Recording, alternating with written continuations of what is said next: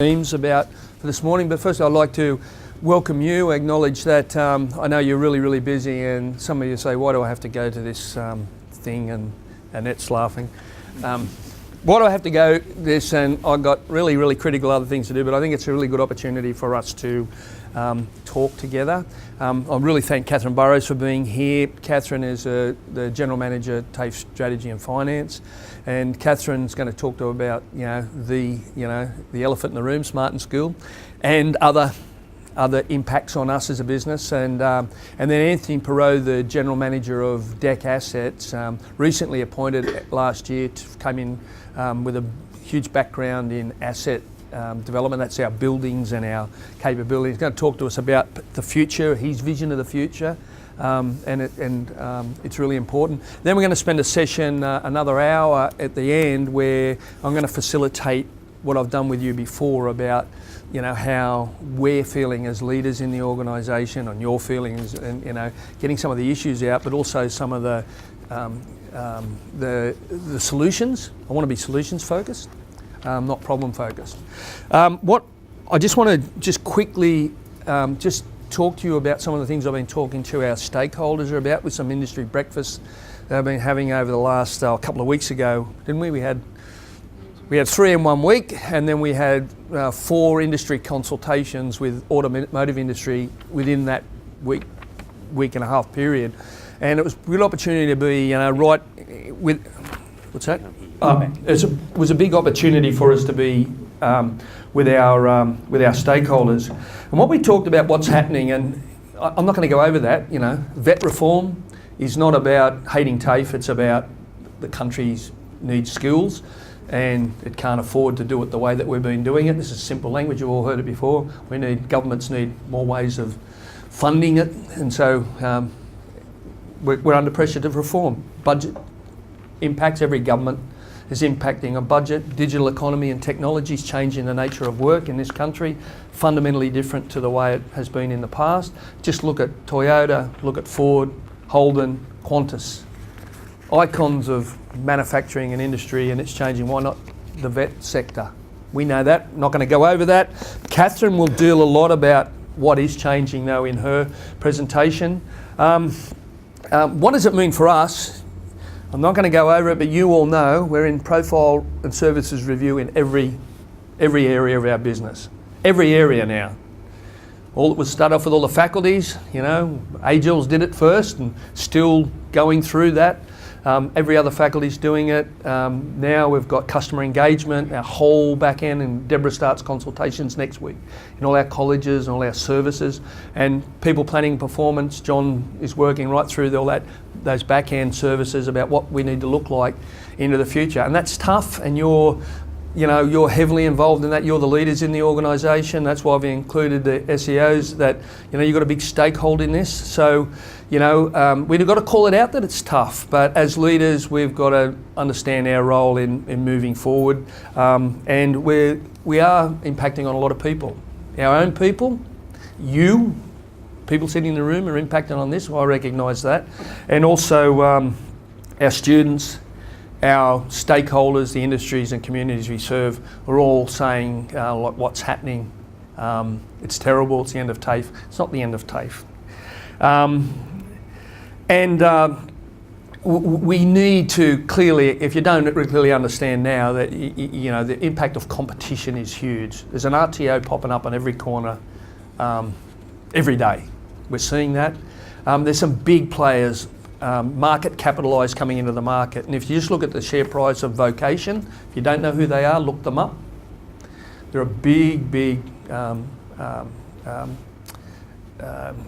vocational and training provider, buying up RTOs and strategically positioning the market. Look at their board, chaired by John Dawkins, and they're a serious player, and they've got capital, huge amounts of capital, and they're listed on the stock exchange. And they are positioned, if you look at their prospectus that's just been released from that they've released on their end of financial report. You can get it if you're very clever. Managed to get a copy of it, not because I'm clever, someone cleverer than me got it. They're positioning in the market of Smart in School in New South Wales, $1 billion of available government funds that they can tap into. Plus they're focusing on the amount of funds industry will spend in its own right on training its people, because it has to, because there's a skill shortage and they need to position themselves in the market. So it's not just government funds, it's private wealth and in industry investment in training. That's our competition. Why can't we do it? We can do it. So what's not changing, I think, is really important in a couple of minutes, and what we're doing. So what's not changing is TAFE will be here. SWSi will be here. We're not disappearing, we will be different. And Catherine will talk about what the impacts of being here means, but there's a commitment under the government's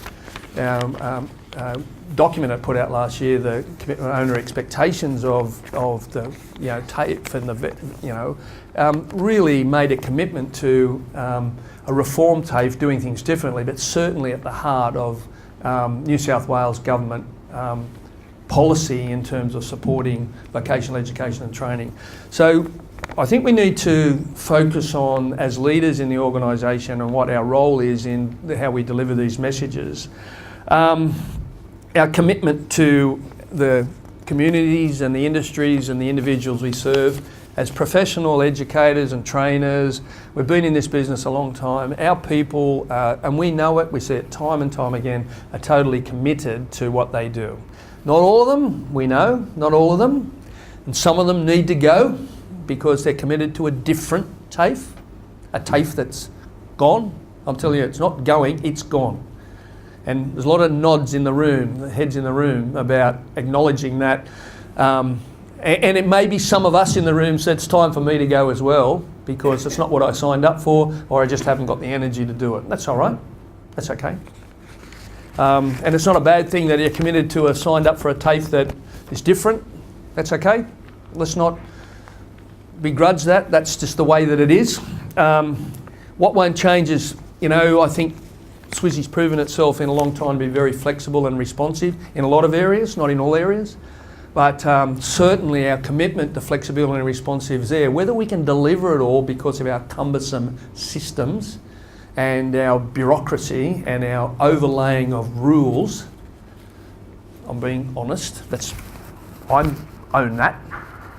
Unless we change that, we won't be flexible and responsive, but the commitment's absolutely there, And we're good at it, and we have examples and examples and examples. But as a member of the Deputy President of our Institute Advisory Council, Ken Wilcox, who's been in SWSi and was in Western, Southwestern Sydney Institute, and then for a long, long time, said to me, Peter, you've got the pockets of best practice more than anything I've ever seen in an organisation and of innovation, but it's too small. It doesn't.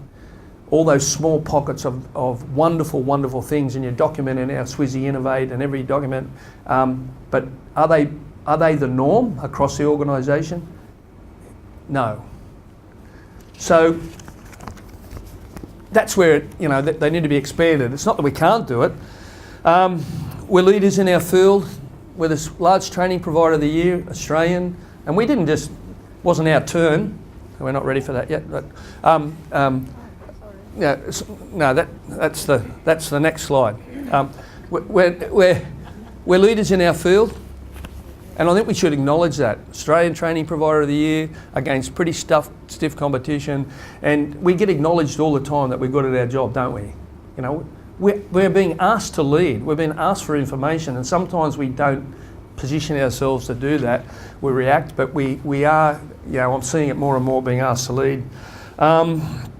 What else is not changing is that we are looking for being innovative. We are looking to change the way we do things. We are taking on some hard decisions, and we are growing in areas where there's new growth. And I've looked at our community services and health areas.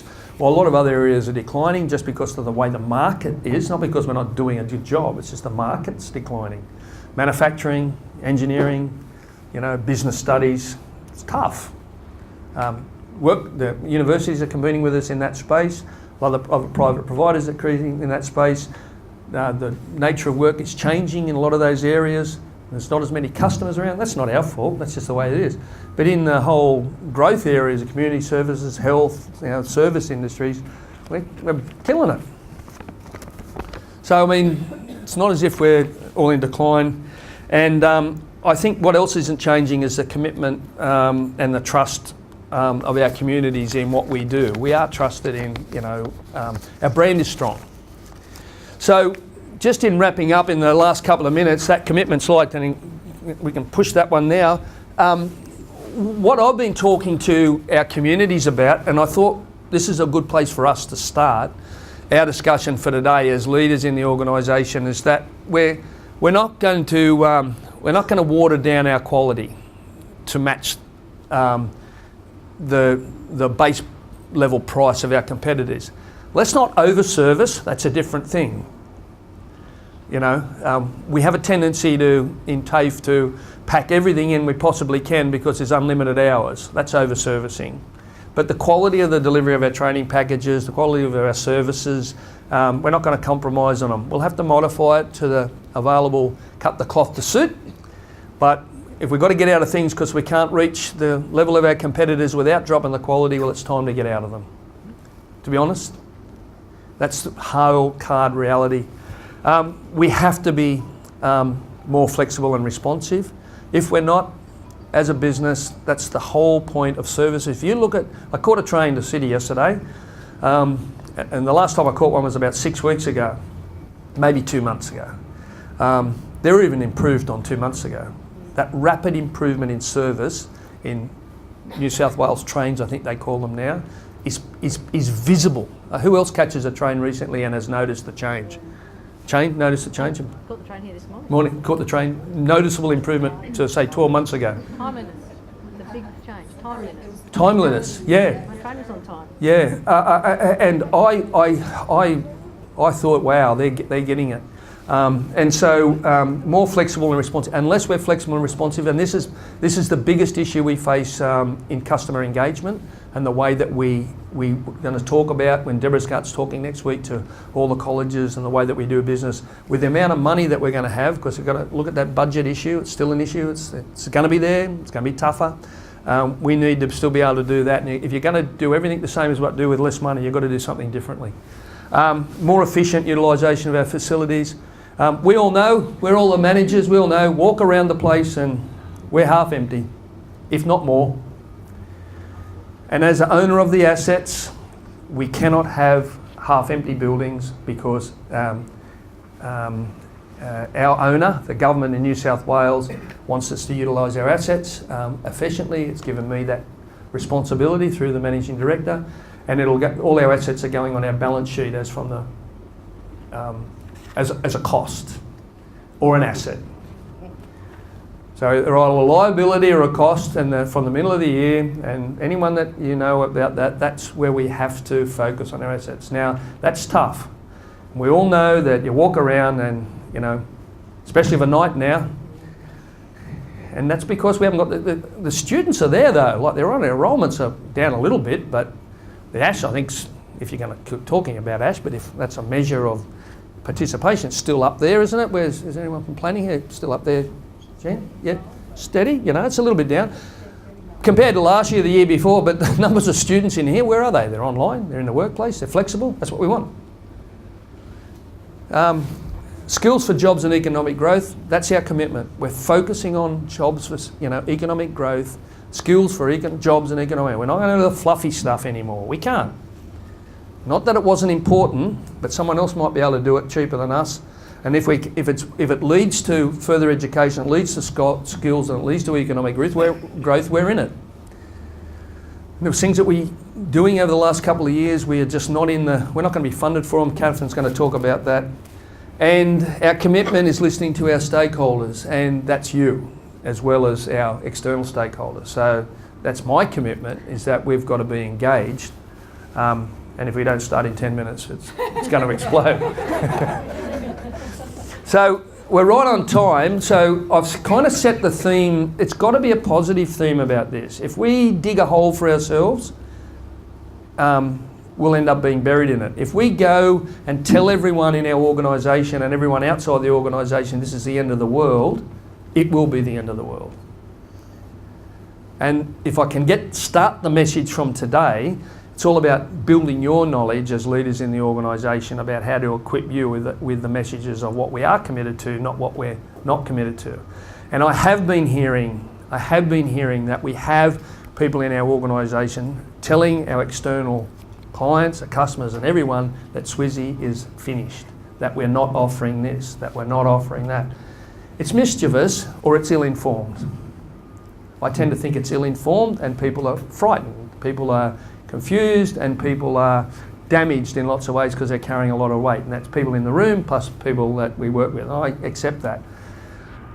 But it is a self-fulfilling prophecy that one bad message seems to spread 10 times, faster than one positive message.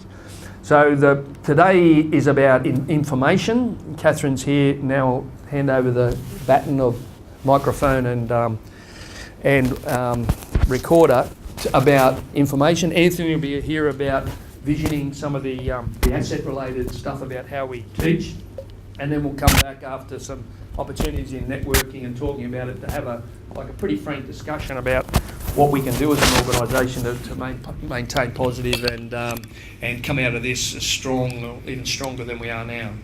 So thank you, Catherine.